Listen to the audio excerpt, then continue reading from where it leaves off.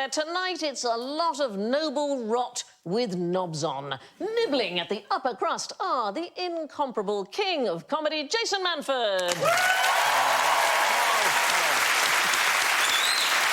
The quintessential queen of quips, Sarah Pascoe.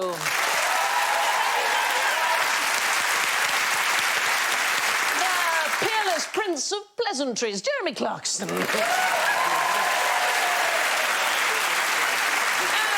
And lordy, lordy, it's Alan Davis.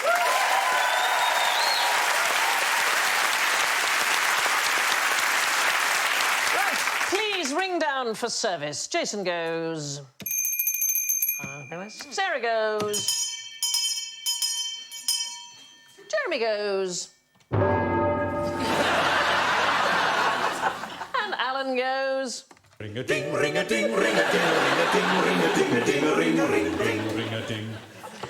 Let's start off by hobnobbing with a top knob. Name a nobleman who invented a hot drink you might enjoy with a hobnob.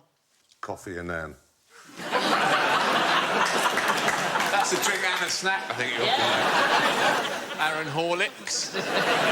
Hobnobs, of course, are an imposter, and no nobleman would have had a hobnob. No, that is true. They have the air of a classic. They do, and yet it's a But PR actually, they're a invention. kind of 70s hallucination. OK, so this hot drink is also a kind of PR invention, which we call by the name of a lord, but it isn't really. Earl Grey. Earl Grey. It is Earl Grey. It is a black tea which has been flavoured with bergamot oil, and it is named after Earl Grey. Almost certainly nothing to do with it, even though I think it continues to say so on the packaging. What about Lady Grey? I like Lady Grey. Yeah, that's lovely, that one. Well, you and me both, but... It's not a euphemism, it's an actual tea. Oh, I see. Sorry, yes. I'm not into Earl Grey. Why is that? It's like someone's melted some potpourri and, like, in a cup. The fact it smells exactly like it tastes is weird. Yeah. You do know you're drunk at a party if you're eating the potpourri, don't you? You just think, well, that's... Potpourri. He started this. Potpourri? Potpourri, so it's said, isn't it? Oh, Jess? there's another I'm going to say pronunciation of it. potpourri. Oh, I see. Yeah. Potpourri. Yeah, I don't know. We don't have it in our house. Have you eaten it? We just have a magic tree on the car. It's all over your shirt, James. It's all over your shirt. But do you know why it's been named after Earl Grey? I have no idea. No, and indeed that is correct. He insisted. No, he was probably dead 40 years when somebody first came up with it. Oh, like Jesus.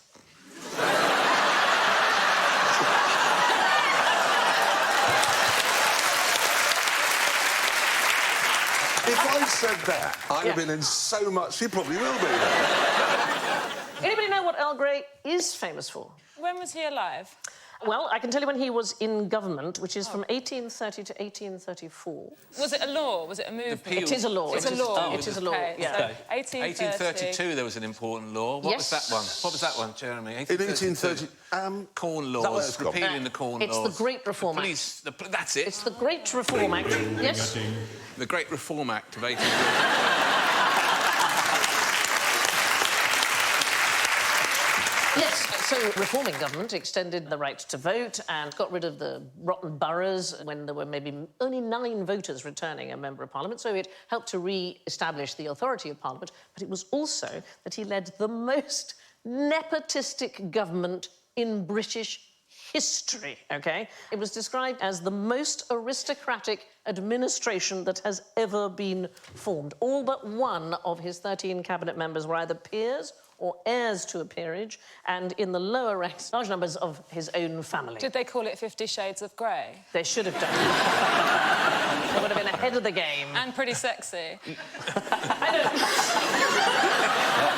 But tea, of course, the great British cure-all, and there are some historians who consider that tea ought to take credit for the fact that the Industrial Revolution happened first in Britain. Why might that be? Why Caffeine. Or keeping you awake? Yeah. No, it's not that. What was the question? No, it was. I'm a bit deaf. So glad you joined us. You're mocking the afflicted. Not at all. That's darling. my job. Some historians take a view... Yeah. It's last Tuesday. There are historians who take a view that tea is responsible for the Industrial Revolution. Now, why might it be? Why might tea The be... determination to get tea here quickly. No. So industrialisation, what happens is you get a concentration of the population in cities, and that usually leads to epidemics. However, in Britain, the health got better rather than worse in cities. because they were boiling the water. Because they were boiling the water Didn't to have the drink germs. tea. Exactly right. So other foods associated, I don't know, more or less plausibly with eponymous nobles? Baron Kit Kat. Baron Kit Kat sounds like one without chocolate on it, doesn't it?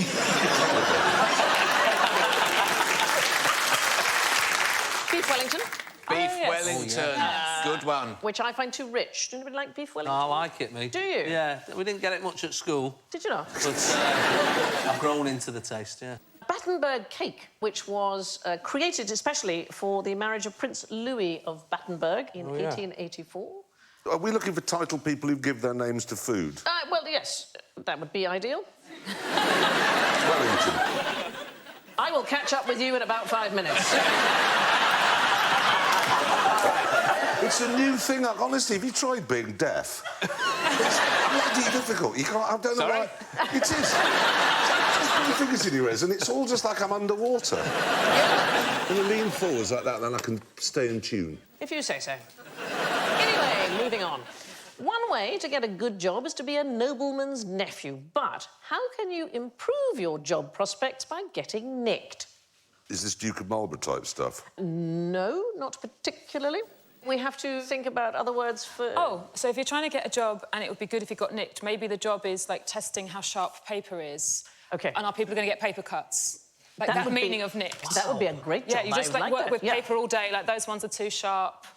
Yeah. That one's lovely. Yeah. What about when you lick an envelope and cut your lip? Oh, yeah. That would be, Yeah. like, for the boss person to do that one with tongues Like involved. half your face falls off. Yeah. OK, That's how weirdly... the Joker got like that. Weirdly, Like an envelope accident. you are in the right area Excellent. of cutting your face. Shaving. Shavers. No. Razors. Barber. No, it's nothing to do with shaving. It is, until the Second World War, the tradition of duelling with swords was absolutely woven into the fabric of life for the higher echelons of society. We are talking about the German-speaking world, actually, to be specific. And the professional classes, they wore the resulting scars on their cheeks as badges of honour. And even today, there's about 160 student duelling clubs. We can have a look at them fighting here. So one of the things is you mustn't move.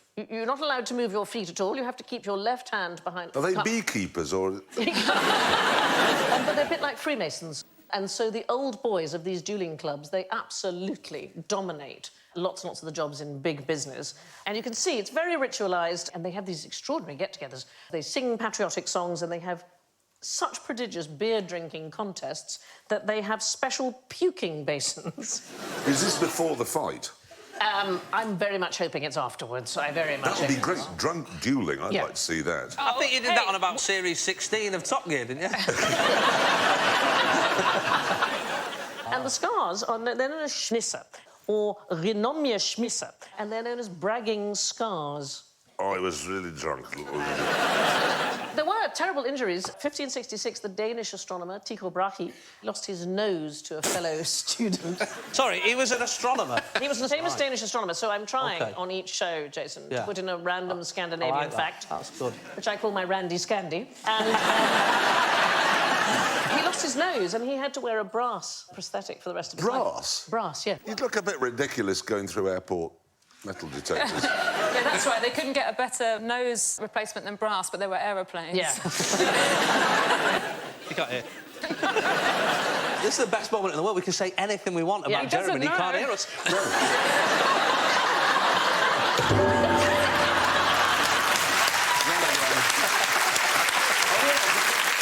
Can we get Jeremy a trumpet, one of those trumpets? Yeah. But I want to go back to his nose. Yes. Why did they fit a brass one? It's a talking point, isn't it? They had chewing gum in those How days. did they No, fit it?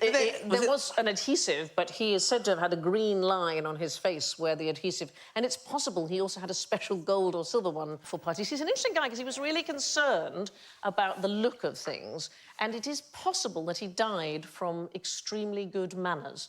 So, 1601, he was at a banquet, and it wasn't the thing when you were at a banquet to excuse yourself to go and wee, and he may or may not have died of a burst bladder. It is Or possible. maybe he was doing coke.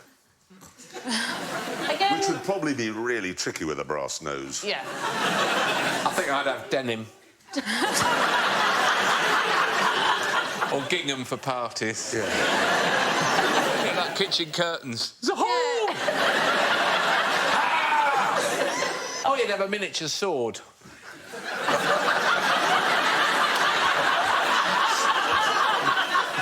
Look, madam, look at my rapier. Terrible if you're trying to get off with someone. Oh, sorry. Unless they'd lost their nose as well and they had a little shield. And that's how you know we're made for each other. Literally been made for each other. Dueling scars were so valued that people sometimes inflicted them on themselves, or they would stuff horsehair into the wound, or they would pour red wine onto it. They wanted it to be as prominent as possible. Oh. And having a manly scar was once thought to make one good marriage material. So would you be more or less likely to go out with somebody, Sarah, who had a scar? Particularly, you know, on the face? I'm not scarist. No. I mean, I would like to say I'm not that shallow at all, and I go for, like, personality. Yeah, but... Yeah, but... love a man with a scar. Well, there's been recent research on this, which is really interesting, which suggests that women do indeed favour men with scars, but for short-term relationships. Oh, yeah. Women tend to change their tastes when they're ovulating. So you know about these studies? So, and they think it comes from our multi-partnering history, where essentially we pair up with guys who would make, or if we're straight, good fathers, but when we're ovulating, we fancy something a bit bigger and rougher. The one with the scar? Yeah. Oh. Well, it depends how we got the scar, really. Yeah. My scar's from a clutch pedal going through my leg on a lorry. No, that's not interesting, but I have to... This is why we've sat you too far apart. If I could go around saying, no, this scar was from saving a school bus full of children and a tiger came, that would be quite good. Yeah. That's a good scar. But, I mean, well, I had an accident in a lorry and the clutch pedal went through my legs. Dreary, don't you think? Well, you say that, but I'm actually ovulating at the moment, and I found...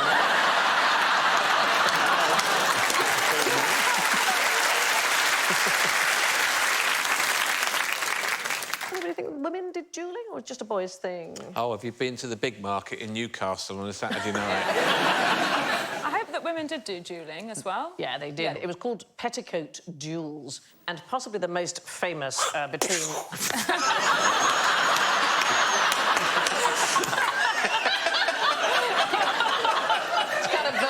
kind of snatch and grab.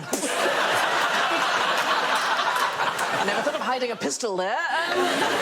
So the most famous one, 1892 in Austria, it was a topless duel. Oh, that's brilliant. Channel 5, where are you? Between Princess Metternich and Countess Kielmenzegg, and what I love about it, it's said to have been caused by a disagreement over a flower arrangement. Any excuse, that sounds like... Yeah, well, I don't like the flowers, so get your top off. I'll duel you. Apparently, both the women were worried that if they were wounded and some fabric got into the wound, it would get infected. It's the very first emancipated duel in that every single person who took part, all the seconds, the two duellers, and indeed the medic, were all women. It's hard to say who won. The princess, she was injured first on the nose, so the countess got first blood, as it were, but she was then injured on the arm, which is a better wound. So there's points for where you cut the person, then that's what the face ones were. Who does better? OK. As long as you come out with both your nipples, I'm sure you'll be all right. Oh, fuck.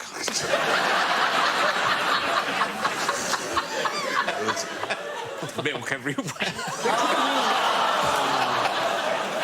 Boobs aren't full of milk. That's not why we have... That's not... Do you suppose that there's milk all the time? So we've got a baby in the house, there's milk. Boobs are sometimes full of milk. OK. Possibly not those four. Perhaps they weren't at the time of the duel.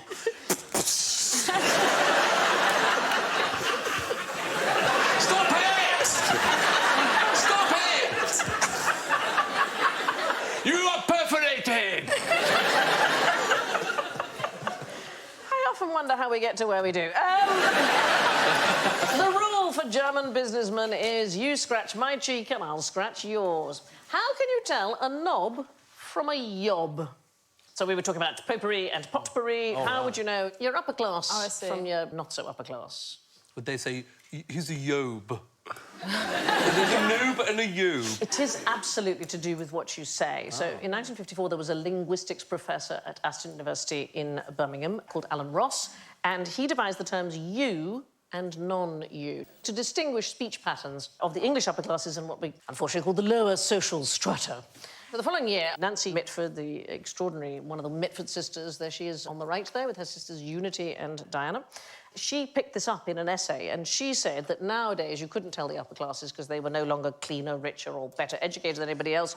It was principally by language, and this caused tremendous anxiety in the middle classes. So the question is, would you use loo paper or toilet paper? Bog roll. Well, do you know, that it really is an interesting question. I was away last week, and it was in Namibia, and I went up to the man, because we were camping, and I said, have you got any bog roll? And he went, what? Like, it obviously doesn't work in Namibia. And I was actually flummoxed, thinking, now, what do I say? What did you do, mime? Yes, I did. Did you? Rather than say loo roll, which is just, I know. Women used to, that's the whole thing with powder rooms, wasn't it? So that women never had to say, like, where's the bathroom or where's the toilet? Well, the best I ever heard for that was I had a girlfriend years and years ago. I went to see a very, very posh friend of mine. And his mother, when she got there, this girlfriend of mine said, would you like to look in a mirror? Which means, would you like to go and have a piss? But... What? Oh, it can mean, do you want a line of Coke? Yeah, no. It depends what party you're at. Here's an interesting fact about wiping your bum. Yes. So, I've worked this out on the last tour of mine, right? But half the population, right, when they're wiping the bottom, right, they stand up and hand goes back and they wipe, right? And the other half, they stay sat down and reach in and have a wipe. And the weirdest thing is, one half, until I just said it now, didn't even know the other half existed. How did you get inspired to start this survey? Yeah. How did you know about the other people? I think I just walked in on someone. Oh. And I was like, what are you doing? And like, this is how you wipe your bum. I went, it isn't. Watch this. So this is a survey based on 2 people? Well, then I started mentioning it on started tour. mentioning it. And I noticed that. Look, we'll do it now. OK. Right. Come on, then. If you stand up after you've finished and wipe your bottom, give me a cheer. If you stay sat down and reach in and wipe your bottom, give us a cheer. 50, 50. It's weird. It's weird.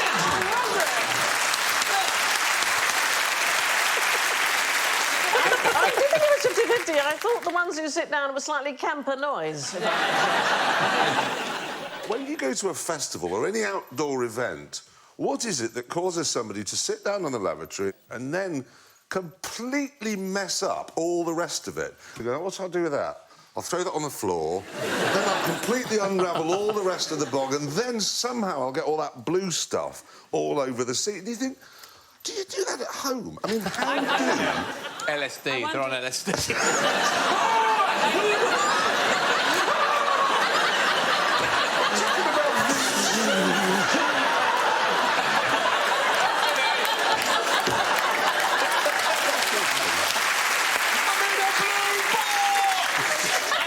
Suspicious. I think they might have known that you were behind them in the queue. Every single one you ever go, they can't all imagine I'm in there. Although somebody did once push one of those things over when I was in it. Yes, and they did know it was me. Did they? But at least you can stand up. So for women, it's really difficult because you sort of have to hover, don't you? And I remember one time I went to the ladies and the lock didn't quite work. This is a very tricky moment for a woman because you have to sort of hover. So obsessed with not making a mess on the seat, I thought, oh, sod it, I'll just sit down.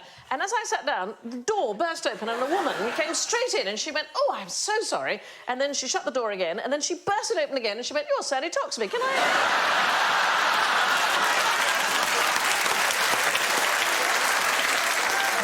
Give us a minute. Let's find out which side of the tracks you were born on. Let's play Posh or Bex. Are you going to be posh or are you going to be Bex? OK. Question. You get a bit squiffy at a do. What's the one thing you shouldn't do? Don't mention your allegiance to the Nazis. It depends which sister you're out with, really. Is it anything to do with being ill?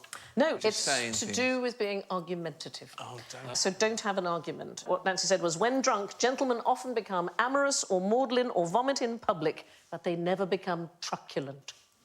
So when you're drunk, next time, think, I'm not doing truculent. Truculent. Truculent, not happening.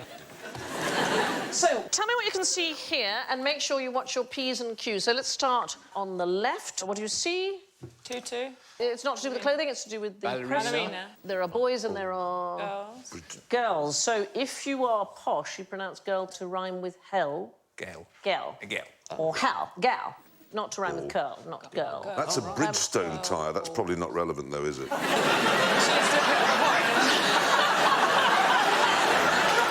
Nothing wrong with your eyes, Jeremy. Nothing wrong. So what's the next one? Next to the gal, what's the next one That called? will be a golf It's a ball. golf ball, though. It's a golf ball. I don't want to be absolutely. technical as well, but Yeah. golf balls aren't usually that big. No, it's really more for the purposes of Well, illustration. it depends where you stood. Yeah. If you stood down the fairway, it probably does look like it. It is without the L if you are posh. It's Golf. Golf ball. Golf. Ball, yeah. Well, they're saying it wrong. I mean, that's not posh and common. That's right and wrong. Yeah. It has got an L in it. Well, I heard somebody the other day refer to the Alps as the Alps. Poshest person I've ever met. What about the next one? What about the Bridgestone? What about... As hard. Tar. Tar. Tar. Yeah. Tar. And the next one? Loin. Lar. To rhyme So you with basically bar. have to say these things A as if you have trophy. got a golf ball in your mouth. Yes. Yeah. Anyway, what's so darn shocking about this map? Is darn important? Darn's very Thing? important, yes. So it's something to do with knitting. Knitting. No, not one Weaving. kind of darn, where in the United States, what might darn be for? Darn. Darn. People who say darn. Yes, people who say darn. It's a euphemism for damn from 1781, and this is its jizz score, OK? It's statistics, people, Yeah. OK? There was an analysis done of 9 billion words 9 billion in American tweets. ejaculations. Blue is bad, but orange is really bad. 9 billion words in American tweets, and then they geocoded them, so they analysed where they are, pinpointing on a map, and then they displayed them as heat maps. So this is darn, and if you look at the more the word is used, the darker the red colour, and the less it's used, the darker the blue. So it shows that darn is used very heavily in the northern central states, well, in tweets at the very least. Is that Kansas right in the middle? Yes. Oklahoma's the one with the sticky outside bit. Yes, you've totally got the hang I of know America. some of these. Utah. I'm quite good at these. But we don't know where you're randomly. pointing. Just say spaces in the map. New York, California, Florida. Got them all. Got them all. Genius Joan Rivers said that intelligence was something to do with proximity to water. She said, if you look at the United States, you get a lot of clever people on the coast. And then it goes clever, dumber, dumber, dumber, dumber, dumber, Kansas. So have a look at this one. What word do you think this map represents? There's another American swear word. Golly. You're close, it's gosh. Gosh. It's Oh, gosh. that's Puritan. So heavily used around Texas. You can see where the red is, and hardly at all up in New England. They don't use gosh very much. I quite like that. I like these ones. Is this words that people use when they jizz? Is that what it is?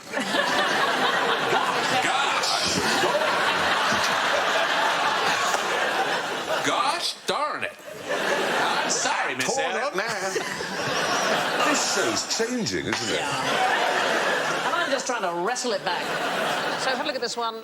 Very heavily used in New England, hardly used in the southeast at all. God damn. It's asshole. Asshole. Yeah. That, and who thought Why there do was they a... not use it? They don't say asshole in Arkansas. then. Georgia. Or the Carolinas. Yeah, not used in Florida. It's not used in Montana because there's nobody there. That's true. It's not often you see a map of the jizz score for arsehole, is it? It's not a... Not now Stephen's gone. No. So here's the question is, do you think that people who swear a lot are more articulate or less articulate? More. Why? Because they've got more words. That's exactly right. That's exactly right. Wank and bloody and things like that. People who don't swear You would- haven't got those words. You were doing so well, and now you're going to hardly appear in the programme at all.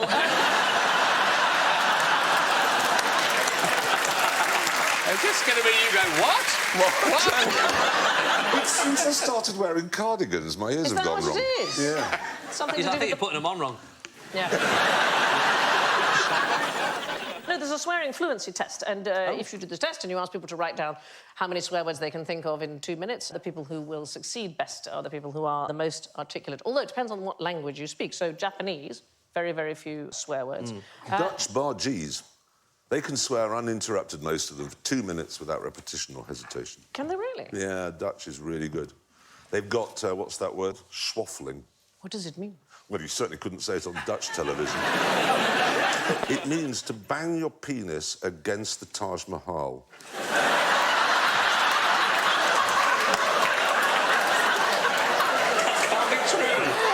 Who amongst us hasn't had that urge? Jeremy, when I finish this show, if I get in trouble for Googling that, I'm coming after you. How many swear words, roughly, do you think we have in English? 200. 48. I'd say 107. Okay, Yeah, but so you invented about half of them. Borrowed from the Dutch. Alan's the closest. It's actually only about 20. It is actually not as many as you think. The people who had the most swear words were the Romans. They had about 800. So if you compare that to our 20... Oh, we're doing that right. We use swear words sort of between 0.3 and 0.7% of the time. Actually, it's not all that common. I think Jeremy's listing swear words. Oh, yeah. I'm way past 20. Are you, darling? Press the red button now to see what they are.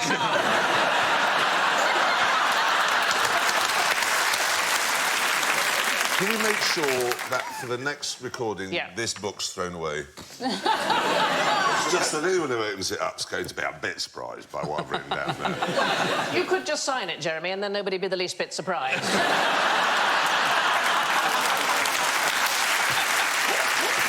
Anyway, moving on. What can't you have knobs on in Canada? Furniture. Sort of. It's against the law in some places. Oh. Isn't everything Doors? against the law in Canada, really? They're very polite, the Canadians. They're like America with manners. Incredibly nice. And Vancouver always wins the best place in the world to live because nothing ever happens there. OK, so it is Vancouver that we need to be in. Oh. And it was a law passed in 2014. Oh. So kind of Furniture type knobs. Doorknobs, yes. Doorknobs. You cannot have doorknobs at all in Vancouver. They trapped inside. They can't get out, They can't any get of them, out. no. Not thought this through. Has anyone heard from anyone from Vancouver in the last 2 years? This is the best place to live in the world. I won't let you out again. No new buildings, domestic or commercial, is allowed to have doorknobs on them. They can only have levers. Why might that be? Oh, is it when he gets caught in your pocket as you wander past? It's really annoying, isn't it? No, it's to do with the elderly and the infirm. They can't turn the knob. Arthritic hands. Yes, so the idea is to make all buildings work for everybody so that you don't have doorknobs anymore. Anyway, a year before the ban was introduced, there was a pro-knob lobby who were up in arms about the incursions of the nanny state. And the president of the Antique Doorknob Collectors of America, Alan Jocelyn, said, to say that when I build my private home and nobody is disabled that I have to put levers on strikes me as overreach. And they do have one rather telling objection, because the advantage of door levers is not restricted to the old and the infirm. So operating a doorknob requires pronation and supination of the wrist. Yeah, a dog can get in. That's the point. I mean, to be fair, that dog deserves to be able to open a door. Yeah, that's true. If that's the skills he's got. But they prefer levers to knobs because you haven't got an opposable thumb, you can't possibly work it. However, there is a county in Colorado, Pitkin County, which has gone the opposite way to Vancouver, and it's banned all levers, and you can only have doorknobs. Why might that be? Bears. Absolutely right, it is bears. Oh, look at them. We can't get in. What are we going to do? I'll pick you up. You go through the window. If you want to keep bears and old people out of your house, hang on to your doorknobs. And now to one of nature's aristocrats. Alan, would you say you were nice and natural? Yes. You're doing yourself down, that's the trouble. Oh, I'm not nice or natural. Look at that idiot. So the word nice has completely reversed its It meaning. used to be an insult, didn't it? It was a nasty thing you'd Yes. say to somebody. Yeah, it's derived from the Latin for ignorant, and it originally meant foolish or silly, and up until 17th century, to call somebody nice was always critical and negative. It could also mean wanton, and then 17th, 18th century, you begin to get the modern sense of the word as being a nice We thing. started to appreciate wanton people a bit Exactly. more. She's nice. Yes, she is. And an earlier meaning of a natural was a born fool or idiot. That's our family at Christmas.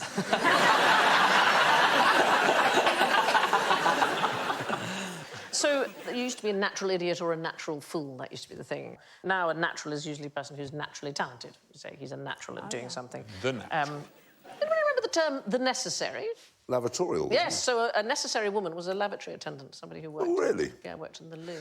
But there seems to be a tendency for words meaning fool to start with an N. Have a look at this list of words and see if you can spot whether any of them don't mean fool. Nunty, nincompoop, noddy. Great, aren't they? Noddy. Noddy's Ninny not a- whoop. I like that Numpty? one. Which one do you say not? Well, noddy. No, there's only one that doesn't mean ning-nang. fool. What did you say? Ning nang.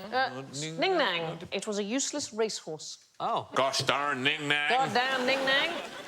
In the old days, nice and natural meant stupid. Twice over. What should have won a Nobel Prize but didn't? Oh, Rosalind Franklin. Ah, well, people do say that Yes. because of DNA. But Yes. in fact, the absolute case of it is that they never awarded them posthumously. And she had already She'd passed already died. away. But it's somebody unbelievably famous, scientific discovery. Einstein. General relativity? It is absolutely Einstein. And it's the theory of... Relativity. The theory of relativity, right. She said that. Did you say it? I didn't hear, I apologise. No, hey. Deafness is a cruel mistress. He did win the physics prize, but it was for his work on the photoelectric effect. He just didn't get the one... You won That's the also the- prize for rubbing balloons on your head and sticking them to this. So Einstein was nominated every year for a decade for his work on relativity. Oh, wow. It's like the Leonardo DiCaprio of his day. Yeah. And he really needed to win because he had promised the prize money as part of the divorce settlement to his wife. Oh, That's a brilliant one to tell the lawyers. Yeah. I'm going to win the Nobel Prize, and I'll be all right then. Yeah, Quite confident. But because there was no experimental confirmation of his theory, and also because there was an anti-Semitic faction, they just excluded him every single year. Then in 1919, a man called Arthur Eddington measured the deflection of light during a solar eclipse, and he proved what Einstein had been saying 4 years earlier.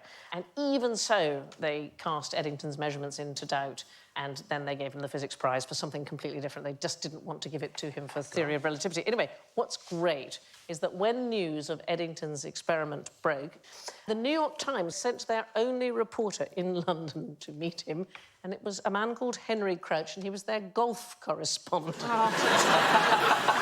And he hadn't the faintest idea what Eddington was talking about. So he filed the most classic bit of, hope for the best, journalese. He wrote, "Lights all askew in the heavens. Men of science more or less agog over results of eclipse observations. Einstein theory triumphs. Stars not where they seemed or were calculated to be, but nobody need worry."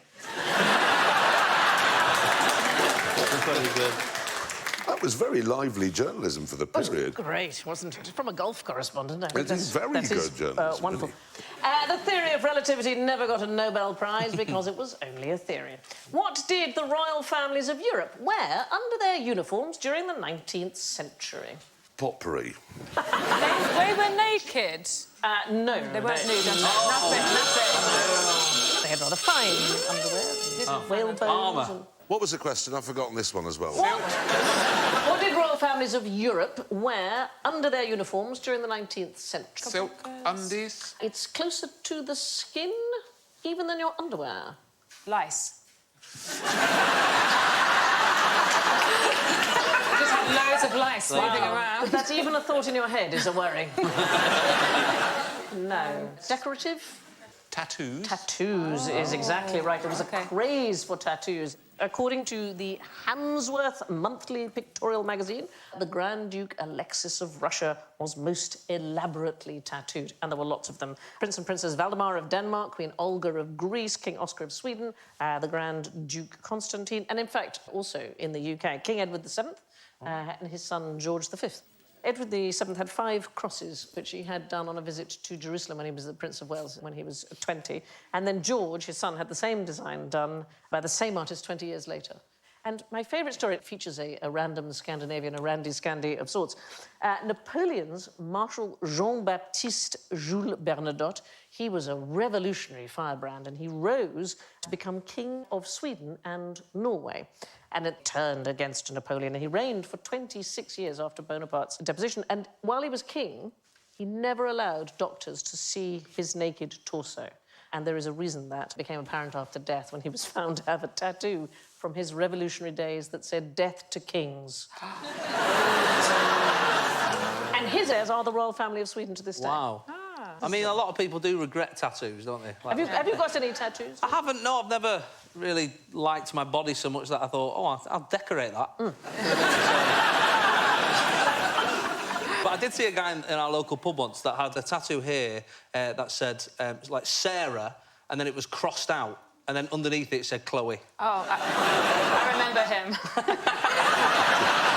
think it's regrets. Damn you, Chloe. Chloe can have him.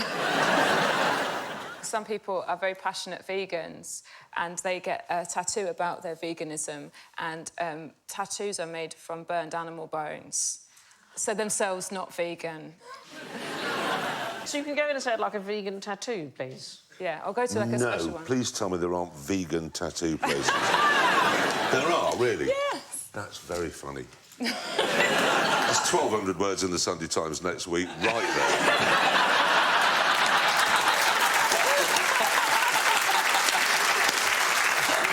All life is material, Jeremy. It is basically.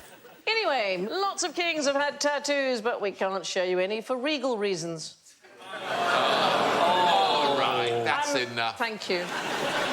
And now let's look at a noble gas. What gas is being used to light up this sign? It's neon, Sandy.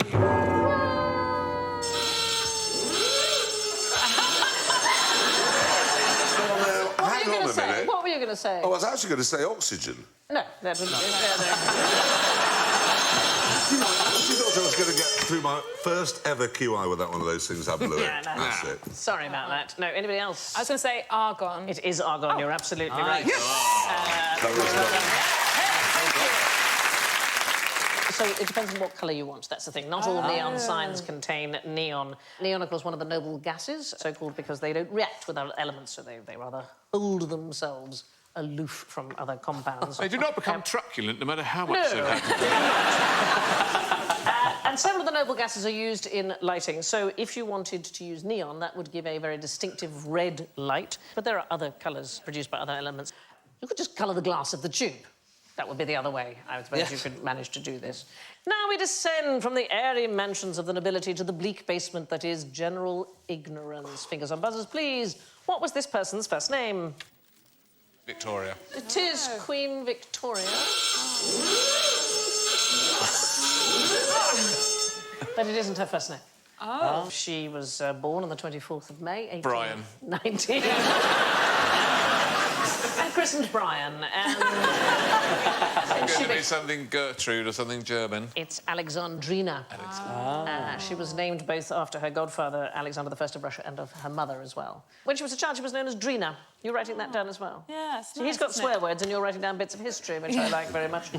And when she became queen, so 1837, the official documents, she is originally Alexandrina Victoria, and then she decided that she wanted her first name removed and never to be used again. But I think it was part of her wanting to be her own person, because her very first royal act when she was 18 and she became queen was to have her bed moved out of her mother's bedroom and to have her own bedroom. That is quite old to still be sleeping in your mum's room. It's I'm in charge now. Yeah. I'm out of here. It's weird when you get to know the nicknames that people have for each other. So in 2000, Nancy Reagan published a collection of letters between herself and Ronnie, who was her husband for 52 years. And the pet names are just excruciating. Little Mommy, You're in Love Gov, First Papa, Prexy, and my favourite, Mommy Poo Pants. Oh. That was one of the later ones. Yeah. I've got a little bit of sick in my mouth. A little bit. The Victorians were nearly the Drenians. Under the Emperor Diocletian, the Roman Empire had 4 capitals. Please name 2 of them. Constantinople? No. Any more for any more? Not Constantinople. Rome. What had 4 capitals? The Roman Empire. London? Not Rome. Not London. Right. Keep going. I don't think you're going to Venice, guess. Tripoli, Florence. Somewhere in Germania. When he came to power, so 284 AD, the Roman Empire was threatened to collapse, and he did this brilliant thing. He decided to do a tetrarchy, and that is to be ruled by 4 emperors. And so he had 4 capitals. They were Nicomedia, which is in modern-day Turkey, Sirmium in modern-day Serbia, Mediolanum, which is modern-day Milan, and Augusta Treverorum, modern-day Trier. And actually, it worked so well that Diocletian was the very first emperor to be able to retire. And he retired to the Dalmatian coast, that's modern-day Croatia, and he grew vegetables. There's a real moral about outsourcing. Yes, Like, you don't see. get too stressed. Give Yeah. other people your job and grow some Franchise. vegetables. Yeah, exactly, Yeah. yeah. Just delegate, man. Yeah. Chill out. Now, which is the BBC's most popular television export?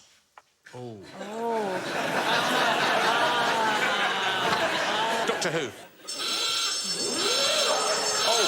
I think I know this. Doctor Who is the most popular drama. So the BBC's most popular export. Yes, the BBC's most popular television export. Oh, television, I not can the tell you world's. it more than any other series in the last 40 years. It's not keeping up appearances, is it? It is absolutely keeping up appearances. Gasps of amazement. Hyacinth Bouquet. Yes, that gentle comedy Yes. of social snobbery. How do you know that? I just remember reading it. Very popular in Scandinavia and Eastern Europe. In fact, Denmark has just placed another order for the show. And it's subtitled. They also have dubbed. Do they make it versions. because no one dies? Yes. No one gets murdered. It's so It's groundbreaking. very different to the Game of Thrones in that regard. It really is. Attenborough's very popular with monkeys because of his wooden cock.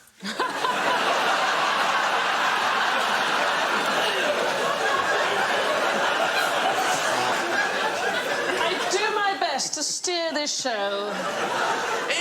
Even then, you couldn't hear very well. Look here. You go, what? The hair had been blown out of my ears. It also looks like Billy Piper's looking at it as well. Doctor, what is it? It's Attenborough's wooden cock. All of which brings us to the scores. Well, a fantastic and outright winner in first place with 8 points. It's Jason! You better check them. In second place with -5, it's Jeremy! In third place, -21, Sarah! And with a commendable -64, Alan!